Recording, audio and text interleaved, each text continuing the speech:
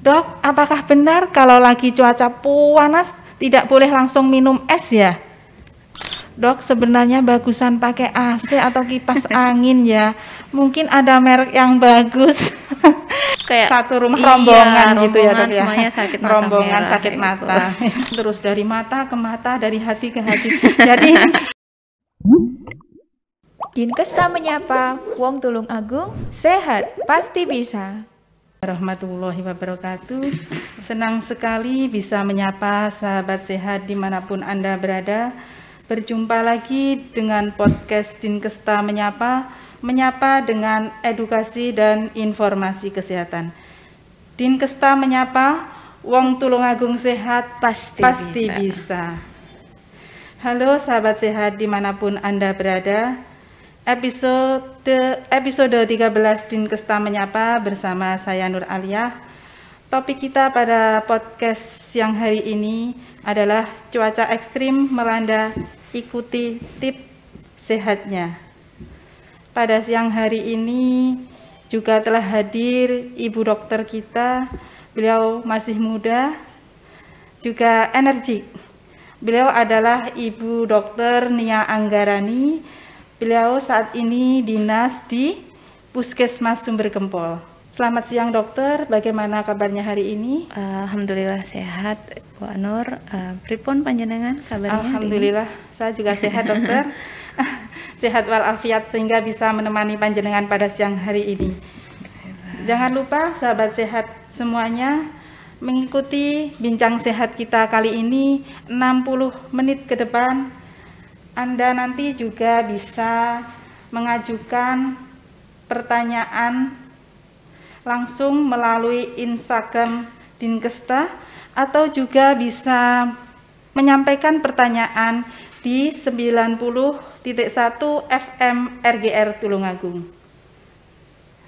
Baik, sahabat sehat semuanya, kembali kepada topik kita siang hari ini, bahwa pada saat ini dilaporkan saat ini Indonesia cuaca cukup panas.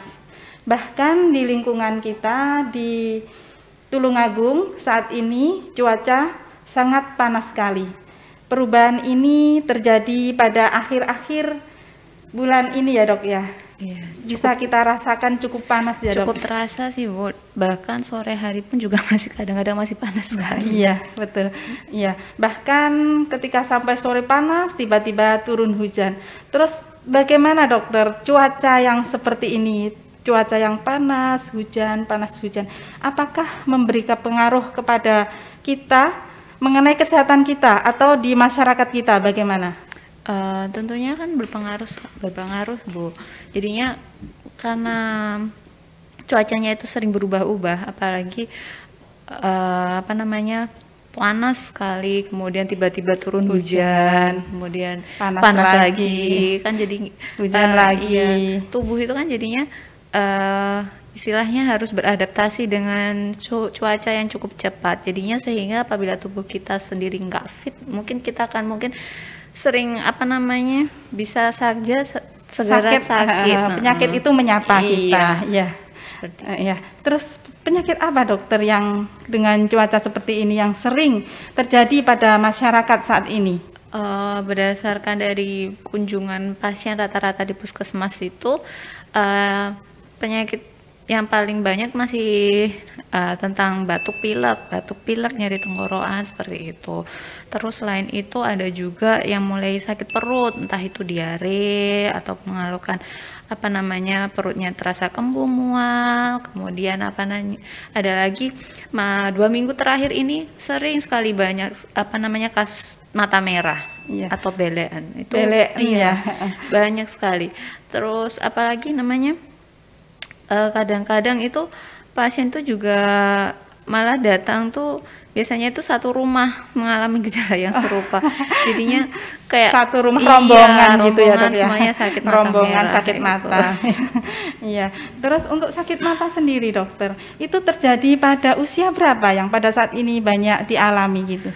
Rata-rata tidak ada, maksudnya hampir semuanya sih Bu. Cuma kadang-kadang lebih seringnya itu Kalau anak kecil biasanya ketularan dari orang dewasanya, yang pastinya bapak ibunya yang sedang bekerja, terus akhirnya dia menularkan ke anak-anaknya. Terus anaknya sekolah dia nularin ke temannya. Iya, Jadi iya. dari interaksi Iya, interaksi interaksi antar orang satu dengan orang yang lainnya. Terus ada anggapan dokter di sini bahwa dari dulu nenek kita dulu bahwa mata merah itu bisa menular melalui tatapan mata. Apakah betul seperti itu? Bahkan sampai sekarang mitos itu masih terbawa. Enggak sih Bu, jadi kalau untuk tatapan mata sendiri sebenarnya itu enggak, Iya. tidak akan menularkan orang. Jadinya apa namanya, untuk menularkan otomatis harus perlu ada kontak langsung dengan penderita. Jadinya contohnya mungkin kontak langsungnya itu nggak harus cuma tatapan mata, nggak, tapi beneran ada kontak langsung. Misalnya karena si orang yang sakit tuh ngerasa matanya ngeres atau gatal, terus dia mengucek, terus ternyata sebelum itu dia tangannya kotor terus bersentuhan dengan orang lain tuh bisa, atau bisa juga dengan tisu, biasanya drodos. Jadi misalnya tuh kalau orang apa namanya matanya merah kan dan mengeluarkan air mata, nah itu dia pakai tisu, nah tisunya dibuang sembarangan atau tergeletak sembarangan, nah orang yang membersihkan kan dia juga bisa nular dari situ begitu ya. Jadi bukan dari tatapan mata, terus dari mata ke mata, dari hati ke hati. Jadi sebenarnya kontak langsung. Jadi kita harus menjaga prokes ya dok ya. Jadi kita cuci tangan seperti itu. Ya. Terus mungkin ada penyakit yang lain dokter yang selain dari yang tadi, mungkin ada penyakit lain yang juga sering terjadi. Terus diare sih Bu, diare lebih banyak. Terus flu Singapura. Oh gitu ya. Ya, flu Singapura untuk anak-anak kasusnya cukup banyak akhir-akhir ini. Jadinya rata-rata sih penyakit di musim panas ini lebih banyak disebabkan karena virus sih Bu. Jadinya bukan dari bakteri. Jadinya memang dari segi lebih banyak penyebarannya berdasarkan virus. Nah ya karena virus sendiri apa namanya, dengan cuaca yang seperti ini dia tuh jadi mudah sekali untuk berkembang. Jadinya memang rata-rata penyakit yang banyak terjadi di pasien lebih banyak ya karena virus. Iya. Itu. Iya. Virus Singapura ya tadi dok. Iya. Iya, itu lebih menyebar, lebih rentan, itu kelompok rentannya usia berapa atau bagaimana? Anak kecil sih Bu, banyak anak-anak lah. Istilahnya bayi dari balita ke atas sampai anak usia 6 tahun itu bisa rentan. Jadinya mungkin namanya keren ya Bu ya, flu Singapura keren. Dari bahasa ya. Ini itu kita lebih mengenalnya flu Singapura. Nah itu sebenarnya itu kayak ibaratnya itu memang lebih kayak trendy gitu, padahal itu ada penyakit dia itu muncul kayak totol merah-merah di telapak tangan dan telapak kaki aja, kemudian ada kayak sariawan di dalam mulut. Nah cuma itu aja. Jadi orang kebanyakan sih orang biasa mesti mikirnya oh ini mungkin mau cacar air gitu, padahal kan kalau cacar air kan juga sama-sama virus sebenarnya. Cuma kalau cacar air dia tuh lebih banyak bintil-bintilnya kan di seluruh tubuh, beneran seluruh tubuh itu ada, sedangkan kalau flu Singapura tuh cuma di telapak tangan, telapak kaki seperti itu. Terus berarti gejala yang spesifik biar orang tua bisa mengenali oh anak saya ini terkena flu Singapura, itu gejalanya sendiri seperti apa dokter? Gejala awalnya mungkin demam utama, kemudian juga muncul di tadi bintik-bintik di telapak tangan dan kaki aja, nggak akan merambat ke bagian tubuh lain. Jadinya kalau flu Singapura lebih identik seperti itu. Kemudian masih ada ditambahi sama sariawannya itu. Nah mungkin karena virus itu dia tuh demamnya itu bisa tinggi sekali. Jadinya itu mungkin yang bikin orang tua itu panik karena memang tinggi.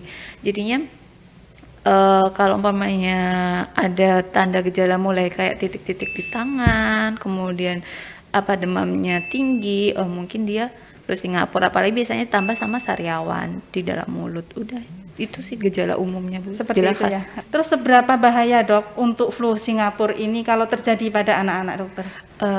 Sebenarnya kalau untuk penyakit yang disebabkan oleh virus itu utama kebanyakan dia akan self-limiting disease, jadinya dia akan sembuh-sembuh sendiri. Jadinya akan tubuh itu bisa kompromi dengan virusnya, bukannya kompromi, jadinya tubuh itu bisa fight, melawan si virus itu sendiri. Jadinya seperti halnya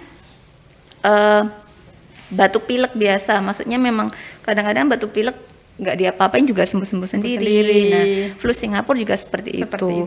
Mungkin paniknya orang tua ya karena panasnya tinggi, kemudian kadang-kadang ketika lepuhnya, jadinya bintik merahnya yang di telapak tangan dan telapak kaki itu nanti bisa pecah sih Bu. Jadinya akhirnya kayak malah istilahnya orang Jawa yang blodoki, jadinya kayak ular gitu, karena memang dari pergantian kulit karena lepuhnya itu. Jadinya nanti lama-lama juga akan sembuh sendiri sebenarnya.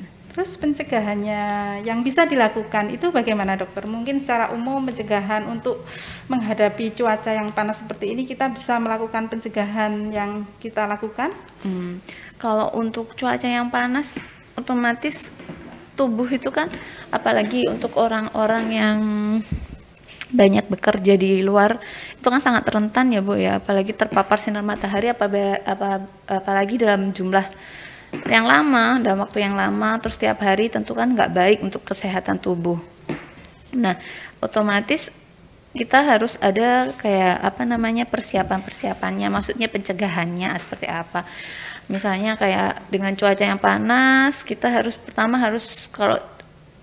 ada sunscreen, atau biasanya sunblock, sunscreen itu penting untuk menangkal UV.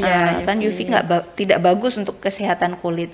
Kemudian kita juga harus dari asupan nutrisi. Asupan nutrisi itu sangat penting. Iya, karena apalagi cuaca panas, otomatis peluang kita untuk berkeringat berlebih akan semakin tinggi. Otomatis banyak mengeluarkan cairan. Kita harus banyak minum. Jadi selain nutrisi dari makanan, juga harus dari minumnya juga. Nah, kalau makanan kenapa penting? Karena yang tadi seperti sudah kita sebutkan di awal, jadinya tubuh kita kan rentan dengan perubahan cuaca. Jadinya kita harus meningkatkan daya tahan tubuh. Nah, dengan gizi yang bagus, otomatis kita diharapkan daya tahan tubuh kita meningkat.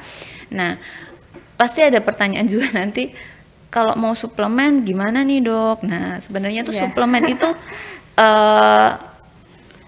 plusnya sih Bu, maksudnya boleh ditambah, boleh enggak. Karena misalnya dengan kita udah makan dengan gizi seimbang, maksudnya dari setiap harinya kita gizinya seimbang, nutrisinya cukup, di situ sebenarnya kandungan nutrisinya sudah cukup. Mungkin kalau mau ya nggak apa-apa, bisa ditambah vitamin atau suplemen itu gitu. Terus selain itu kita perlu istirahat yang cukup, jadinya istirahat yang cukup di malam hari. Kemudian kita harus juga perilaku hidup bersih dan sehatnya juga harus dilakukan. Terus apabila cuacanya panas seperti ini, usahakan kalau keluar rumah juga tidak di saat-saat yang benar-benar mendukung sih Bu, maksudnya memang dibutuhkan untuk keluar. Kalau umpamanya enggak, ya sebaiknya tetap di dalam ruangan. Kalaupun memang butuh keluar, harus pakai pakaian yang istilahnya yang ringan, maksudnya ringan itu tidak terlalu tebal, terus tidak longgar, menyerap panasnya matahari. Seperti itu. Iya. Terus kembali ke flu Singapura tadi, misalnya di rumah ibu menemukan kasus seperti ini dokter, suhu tubuhnya tinggi, otomatis ibu itu panik. Bagaimana cara mengatasi agar sebagai langkah awal, apa yang bisa dilakukan orang tua untuk mengatasi masalah yang seperti itu dokter? Tata laksana awal yang pertama mungkin kita sebagai orang tua biasanya perlu yang namanya standby, menyiapkan paracetamol Bu. Jadinya paracetamol itu obat yang harus disediakan oleh orang tua, karena itu kita kan nggak tahu anak biasanya panas waktu-waktu. Jadinya perlu bisa diberikan paracetamol, dan paracetamol sendiri itu obatnya kan label hijau, jadinya bisa dibeli di apotik tanpa resep dari dokter. Jadinya itu boleh ibu ketika anak ibu panas tinggi diberikan aja paracetamol. Lalu perbanyak minum, misalnya kalau anaknya masih bayi, ya udah dia masih ASI, banyakin minum ASI. Jadinya dengan banyak minum dia otomatis dia akan membantu menurunkan panas. Nah, jadinya banyak minum. Kalau masih bayi banyakin minum ASI. Kalau umpamanya masih udah dewasa, nggak mau sedikit-sedikit tapi sering seperti itu. Jadinya kalau umpamanya dia panas tinggi, ibaratnya itu kita itu kayak kita manasin air. Jadinya ketika dia panas tinggi otomatis kan banyak air yang menguap. Nah ketika dia udah terlalu menguap, akhirnya dia dehidrasi, malah panasnya kan semakin tinggi. Nah akhirnya kan jadi dia mempunyai kondisinya semakin memburuk juga akan semakin tinggi juga kalau nggak segera diturunkan. Jadinya harus banyak minum. Terus kalau punya anak panas itu harus pakai diuculi KB sih Bu, maksudnya. Oh iya.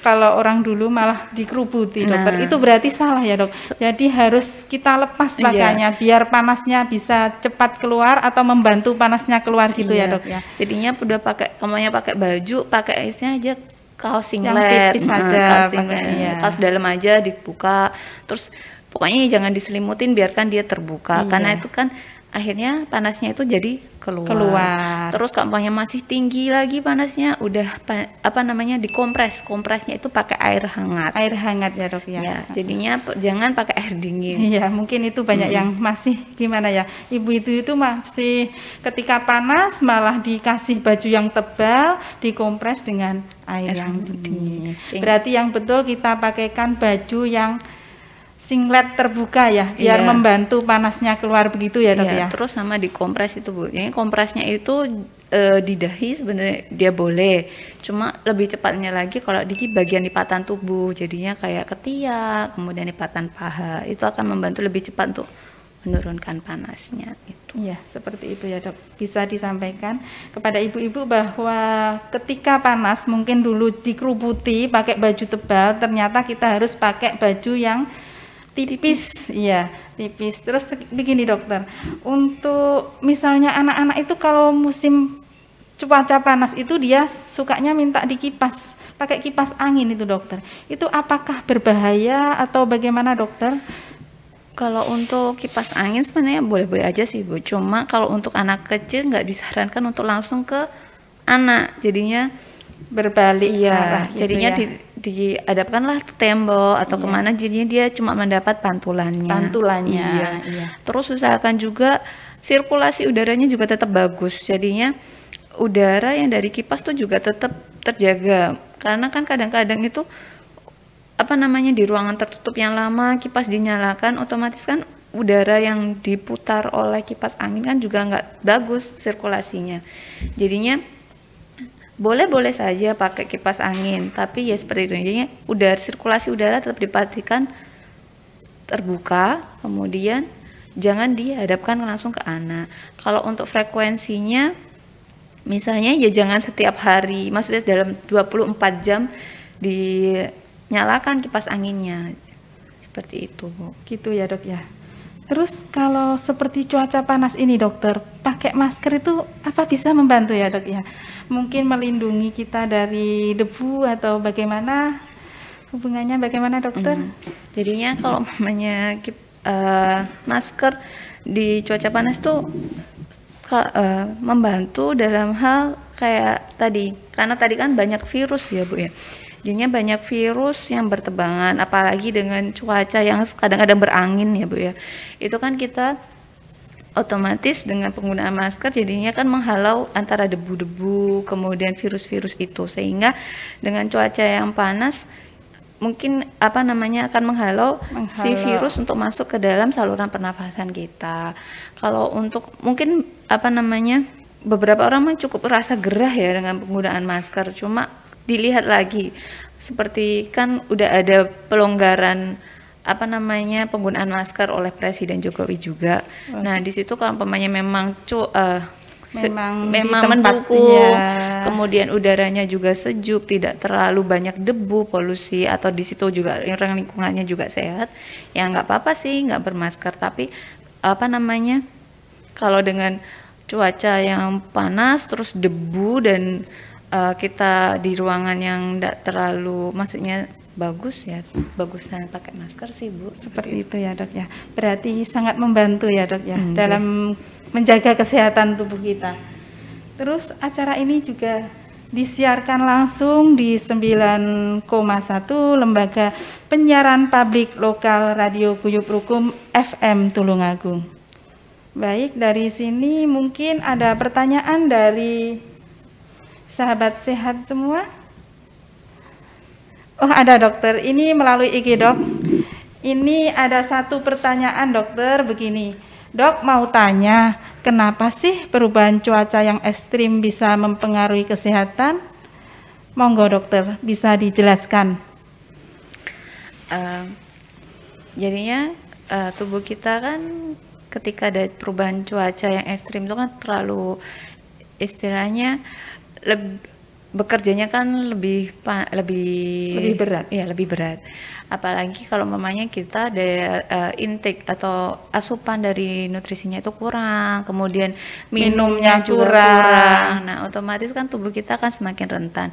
Nah, disitulah salah satu cara untuk si virus atau penyebab-penyebab sakit itu dia masuk ke dalam tubuh, sehingga itulah kena ditambah dengan pemainnya dengan cuaca yang sangat dingin, cuaca panas, kemudian banyak debu, kemudian juga berangin. Jadinya faktor untuk menularkan si virus, maksudnya berpindah itu kan juga semakin mendukung. Tinggi ya. Jadinya itu akhirnya bisa membuat kondisi kesehatan kita, tubuh kita jadi menurun seperti itu. Gitu ya Dok ya. Iya. Jadi butuh asupan gizi yang mencukupi, juga air minum yang yang banyak agar kita bisa stamina kita bisa bagus untuk bisa melawan virus seperti itu ya Dok ya. Iya. Yang mungkin kebanyakan sih masih kalau mikirnya kalau nggak haus nggak minum sebenarnya.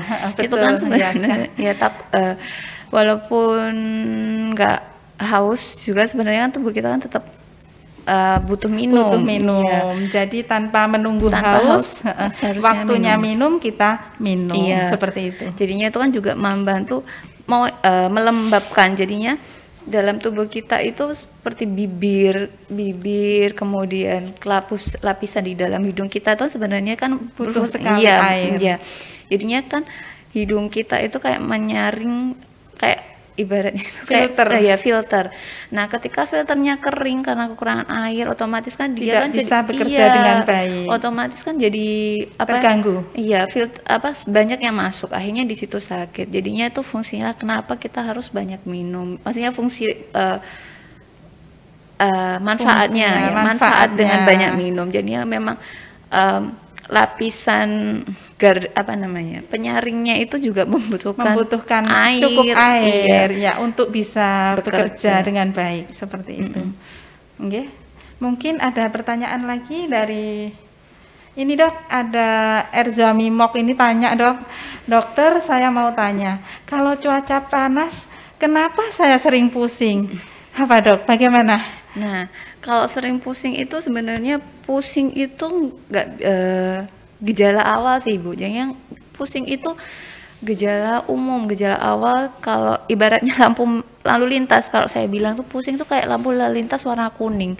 Jadinya kayak kedip-kedip menandakan, ini loh tubuhmu itu lagi nggak benar. Gitu. Ada indikator. Iya. Ya. Jadinya kayak peringatan. Jadinya kayak lampu lalu lintas warna kuning yang kedip-kedip. Nah, hati-hati. Iya, jadinya apa nih penyebabnya kamu pusing? Pertama, mungkin di situ mungkin ibunya yang Bu Erzami itu udah mulai kekurangan cairan juga bisa. Atau mungkin dia kayak kelelahan istilahnya, karena ibaratnya kekelelahan karena kecapean bekerja juga bisa. Nah, atau mungkin tandanya di situ mungkin istilahnya sinyalnya kok ada masalah lain di dalam tubuhnya Bu Erzami juga bisa. Tapi kemungkinan besar kalau setiap panas kenapa ngerasa pusing, itu mungkin ya karena banyak sih karena kurang cairan itu sih, karena karena kita cuaca yang panas, cuaca tubuh kita banyak mengeluarkan keringat, air, iya. Melalui keringat bisa. Iya, jadinya kekurangan dehidrasi sehingga panas itu sendiri. Jadinya merasa pusing gitu. Karena ya itu istilahnya kurang pusing itu sebagai alarm iya. ya. Oh, bisa jadi tubuh saya kurang minum. Oh, saya kelelahan seperti itu. Bisa jadi seperti itu. Jadi kalau kurang minum berarti kita harus mencukupi kebutuhan minum kita, kebutuhan air kita. Seperti itu ya, Dok ya. Selanjutnya ada pertanyaan. Ini, Dok, ada lagi pertanyaan, Dok. Izin tanya dokter, bagaimana cara terhindar dari penyakit akibat perubahan cuaca yang ekstrim? Makasih. Ini kayaknya mbak-mbak ini, Dok, yang tanya. Jadinya cuaca yang ekstrim perubahannya, caranya ya Bu. Jadinya kalau caranya itu pencegahannya itu banyak sekali. Mungkin yang seperti yang kita sudah sebutkan tadi ya. Jadinya mulai dari mencukupi nutrisi, kemudian dari air minum yang cukup, rajin berolahraga, istirahat yang cukup. Kemudian ya tadi kebersihan juga. Ya perilaku hidup bersih dan sehat. Kemudian kayak lebih ke kebiasaan sehari-hari sih Bu, kalau saya misalnya untuk untuk mencegah itu, misalnya kayak kita sehari-hari sudah terbiasa melakukan itu kan, jadinya tidak perlu istilahnya kayak tips suatu hal yang khusus untuk sakit, mencegah sakit. Jadi mungkin dia bisa, kebiasaan saya seperti ini, kebiasaan ini kurang sehat. Mungkin saat ini memang anak muda sekarang ya, Dok, itu kalau malam itu banyak kurang tidur, kurang istirahat, jadi mereka banyak bergadang, seperti itu. Mungkin seperti itu nanti bisa menjadi Dok, sebagai introspeksi diri, memang saya kurang istirahat, seperti itu ya, Dok ya. Iya, apalagi dengan gadget, jadinya dengan gadget kan semuanya kan jadi semakin mudah jadinya Bu. Jadinya itu kayak waktu kita nggak terasa lebih waktu kita panjang ya. Jadinya apalagi anak-anak nggak banyak sih, maksudnya semuanya tuh semuanya sudah zamannya sekarang. Iya, jarang biasanya waktu untuk melakukan aktivitas fisik sehari-hari kan juga jadi berkurang. Iya. Kayak anak-anak sekarang juga lebih cenderung biasanya habis belajar sekolah, kemudian biasanya main sama teman-temannya. Sekarang lebih main game, mainan sama temennya, main ngegame. Kalau dulu kan, kalau zaman saya masih kecil kan masih mainan gobak sodor lah, lompat tali. Jadi itu bisa menjadi sarana olahraga. Mungkin pada saat itu kan kita olahraga dengan tidak terasa gobak sodor, loncat tali itu sebagai sarana kita olahraga ya, Dok ya. Terus kita ketika itu sudah capek, siangnya capek, malamnya kita tidur. Anak sekarang mungkin siangnya main game, siangnya kurang gerak, seperti itu. Mungkin seperti itu bisa menjadi pelajaran, mungkin kita bisa mengintrospeksi, bisa merubah yang menjadi kebiasaan tadi ya, Dok ya. Oke. Terima kasih. Mungkin ada lagi pertanyaan dari sahabat sehat melalui IG. Ini, Dok, dari Barko MZ. Dok, apakah benar kalau lagi cuaca panas tidak boleh langsung minum es ya? Kalau cuaca panas memang sebaiknya tuh memang tidak disarankan ya, tidak disarankan langsung minum es. Jadinya mungkin harus dingin dulu, istirahat dulu, stabil dulu. Jadinya ibaratnya biarkan tubuh kayak mereda, stabil dulu. Jadinya nggak langsung habis dari cuaca panas langsung minum yang dingin, mungkin terjadi perubahan yang drastis, terlalu mendadak. Jadinya bagusnya memang ya nggak apa-apa, maksudnya di cuaca panas minum es sebenarnya nggak boleh, cuma nggak harus langsung langsung minum es, enggak. Jadinya biarkan tubuh itu kayak mereda dulu, misalnya stabil, kalau kita boleh minum. Iya. Maksudnya tidak melarang gitu ya, Dok, tapi boleh tapi biar stabil dulu, nanti baru kita minum setelah tubuh stabil, bisa menerima gitu ya, Dok ya, tubuh. Kan semuanya yang terlalu berubah terlalu drastis juga tidak terlalu bagus juga. gitu. Iya, memang betul. Perubahan yang terlalu drastis mungkin tubuh kita kaget. Wah, gitu ya, Dok ya. Ya, mungkin ada pertanyaan lagi nih, Dokter. Ini dokter ada tanya lagi, Dok. Apakah benar jika ketika suhu udara dingin gitu bisa menyebabkan tekanan darah meningkat? Bahkan peningkatan resiko serangan jantung, Dokter. Bagaimana ini, Dokter? Jadinya suhu udara dingin itu bisa menyebabkan pembuluh darah kita itu Menyempit. memang menyempit, jadinya semakin kecil.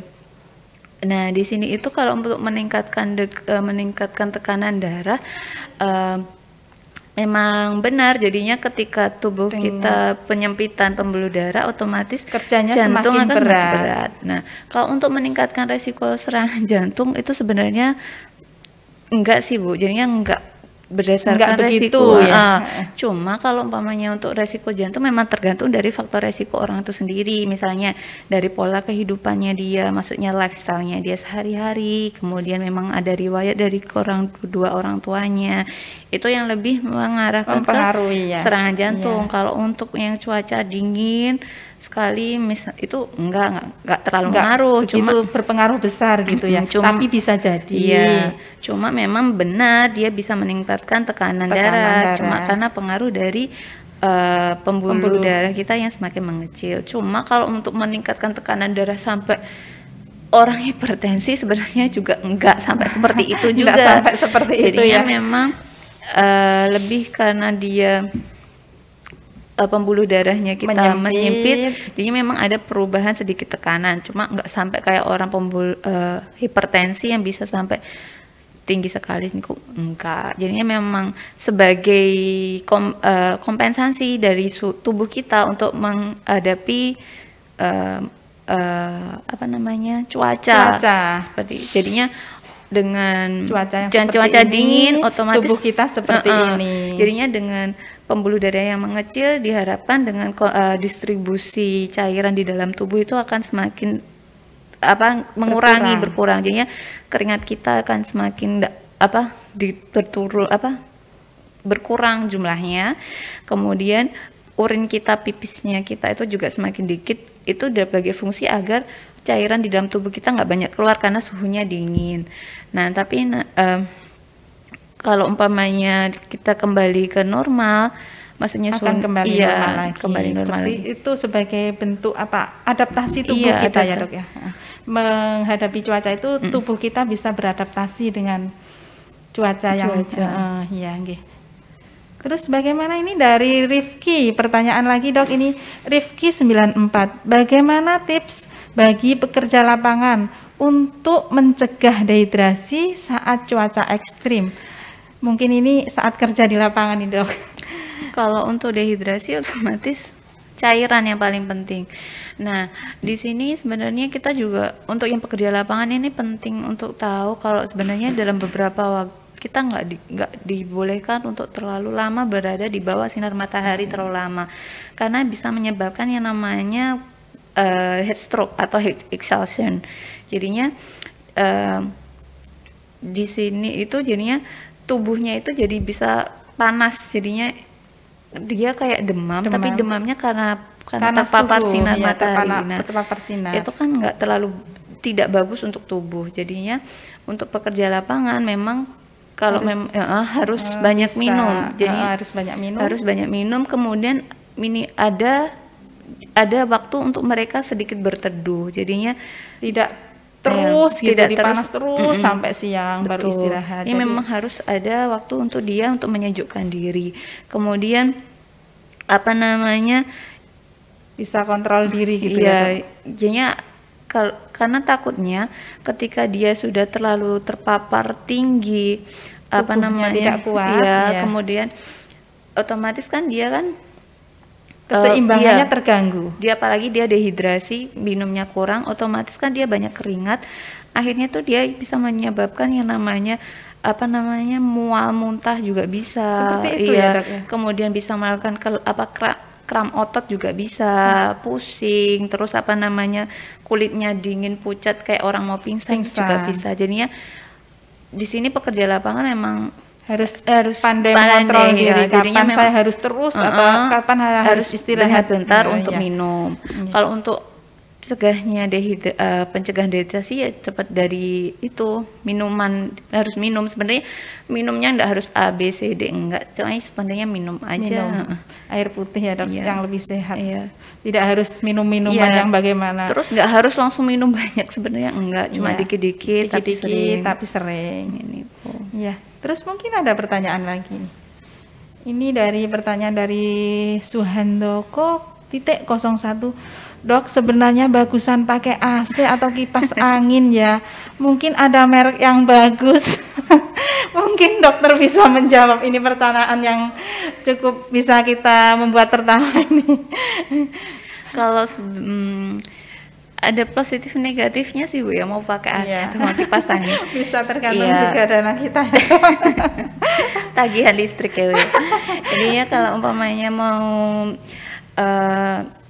kalau kipas angin dia kan lebih ke, dia nggak membantu udaranya itu sebenarnya udara biasa. Biasa, cuma dikeluarkan. Iya, gitu. jadi dia memutar udara yang ada di dalam ruangan. Nah itu kenapa kita juga harus mikirin jadinya udaranya biar ganti terus, seperti itu kipas angin. Kalau untuk AC sebenarnya dengan teknologi yang semakin maju, jadinya modenya tuh banyak sekali. Jadinya mau yang bagaimana? seperti apa, misalnya kalau dilihat dari bagusan mana, bagusan pakai AC ya jelasnya, karena dengan berbagai mode itu kita bisa atur. Misalnya dengan cuaca yang panas ini, Iya. mungkin kita bisa lebih ke mode pendingin. Atau nanti kalau ketika musim hujan kita bisa pakai mode dry. Atau jadinya itu akan membantu menjaga kelembapan suhu ruangan, jadi ruangannya juga nyaman untuk kita. Kemudian apalagi dengan AC itu kan ada filternya juga, bisa menyaring kotoran. Iya, menyaring kotoran. Jadinya kalau di pikiran bagus mana ya memang bagus AC. AC jelas, cuma ya tergantung dari dananya masing-masing.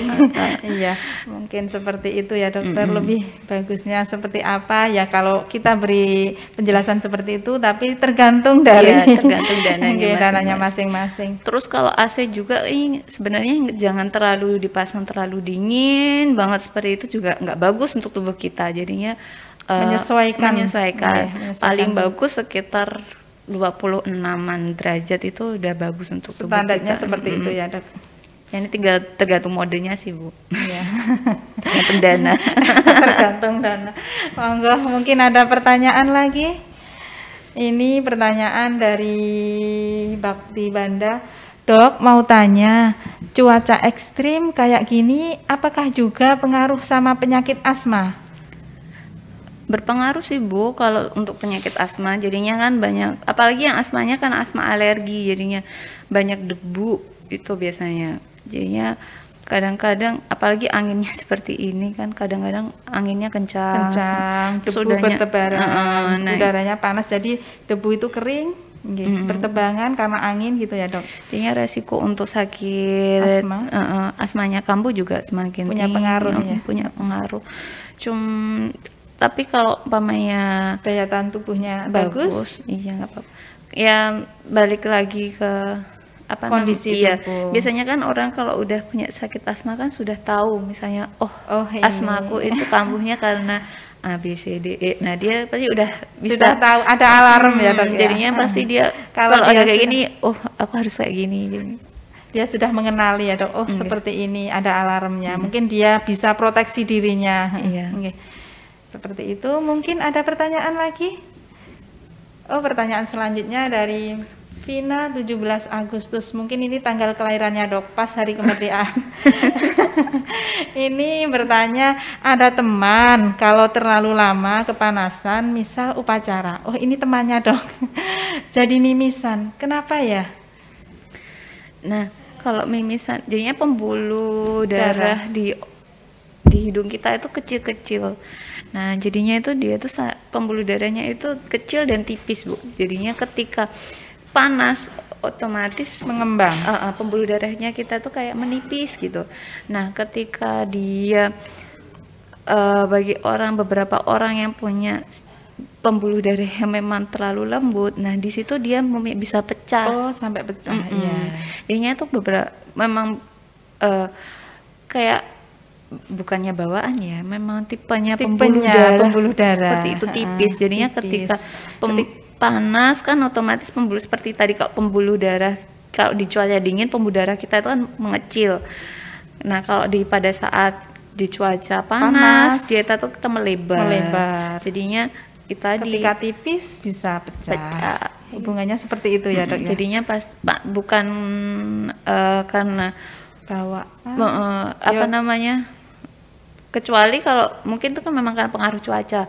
Kalau memang dia ibaratnya tanpa ada apapun, misalnya temennya tiba-tiba misalnya nggak ngapa-ngapain, tiba-tiba mimisan banyak terus nggak berhenti, nah itu mungkin sebaiknya temannya periksa saja ke dokter spesialis. Penyebabnya apa lebih jelas ya, seperti itu. Kalau memang cuaca memang ya mungkin karena pembuluh darahnya dia yang melebar menipis itu akhirnya jadi pecah seperti itu. Baik, mungkin ada pertanyaan lagi. Ini dari Utamiku. Wah, utamaku. Bukan Utamiku, Dok. Mau tanya, apakah cuaca panas juga berpengaruh sama kram? Soalnya setelah olahraga jadi sering kram, dokter. Mungkin pas olahraga ini pas cuaca panas, dokter. Seperti itu.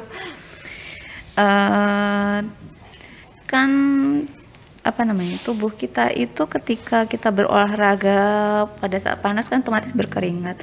Nah berkeringat itu gak hanya air sih Bu yang keluar, jadinya kan ada kerja otot mungkin. Iya, apa namanya, elektrolit dalam tubuh juga ikut, ada yang ikut pergi, ada ikut keluar dalam tubuh.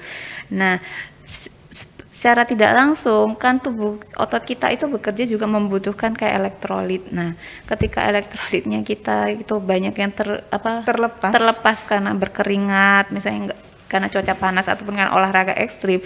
Nah, itu yang menyebabkan kadang-kadang kita kram atau kaku otot itu sendiri kayak gitu. Jadinya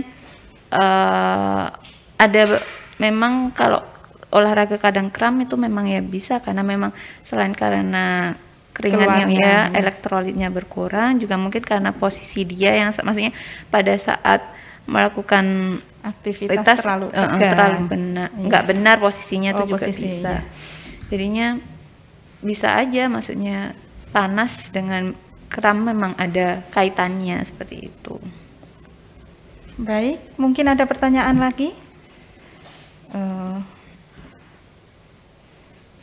Ini pertanyaan dok, kalau dingin pol gitu, kok saya menggigil, kenapa ya dok? Nah, menggigil di sini itu kayak gimana ya cuman dasarnya? Jadinya gini, ketika tubuh tadi terlalu dingin, otomatis kan dia pembuluh darahnya itu mengecil. Nah, ketika tubuh pembuluh darahnya dia itu mengecil, otomatis dalam otak kan programnya gimana caranya biar tubuh saya itu hangat.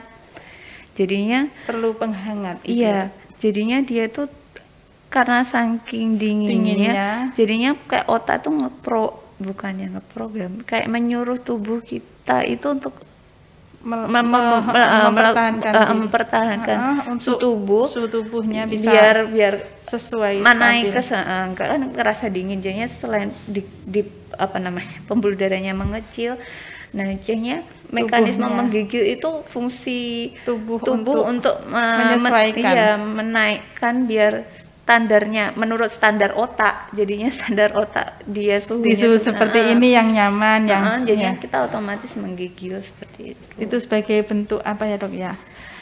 Pertahanan tubuh atau seperti apa? Stabil gitu ya? Iya, jadi kayak cara tubuh untuk mengkompensasi dari suhu dinginnya itu sendiri. Iya. Mungkin sudah cukup? Mungkin ada pertanyaan lagi? Oh, sudah cukup dokter ternyata. Ini tadi kita sudah berbincang lama ya dok ya tentang suhu dan kesehatan ya dokter ya. Dari sini dapat disimpulkan bahwa ketika cuaca panas memang tubuh kita dibutuhkan untuk bisa beradaptasi agar kita selalu sehat, kita bisa meningkat kesehatan kita, dibutuhkan daya tahan tubuh yang bagus, begitu Dok. Mungkin dari sini dokter bisa close statement yang bisa disampaikan untuk sahabat sehat semua. Jadinya kalau untuk menghadapi cuaca yang ekstrim ini, sebenarnya kita bisa lakukan hal yang setiap hari kita lakukan sehari-hari, misalnya dengan mengonsumsi makanan setiap yang bergizi, seimbang, kemudian istirahat yang cukup, kemudian olahraga di sini pun juga nggak harus yang terlalu berat, misalnya dengan jogging aja setiap hari 30 menit sudah atau cukup. ya sudah cukup. Rutin, ya. Yang penting rutin. Kemudian perbanyak dari intake minuman, misalnya dengan kemana intake minuman. Kalau bisa minumannya juga yang tidak berkafein seperti itu. Kemudian lakukan perilaku hidup bersih dan sehat, ya seperti cuci tangan. Kemudian kita kalau membeli makanan ya monggo terserah, cuma kita pastikan kebersihan makanannya terjamin, seperti itu sih. Ya, baik. Terima kasih dokter atas waktu yang telah diberikan. Telah banyak berbagi ilmu dengan sahabat sehat semua. Semoga ilmu yang telah dokter sampaikan berkah dan bermanfaat untuk sahabat sehat semua. Amin. Di sini tak lupa saya pamit undur diri. Sampai jumpa di podcast Dinkesta selanjutnya. Tak lupa saya mohon maaf apabila ada kekurangannya. Wassalamualaikum warahmatullahi wabarakatuh. Dinkesta menyapa, wong tulungagung sehat Pasti bisa.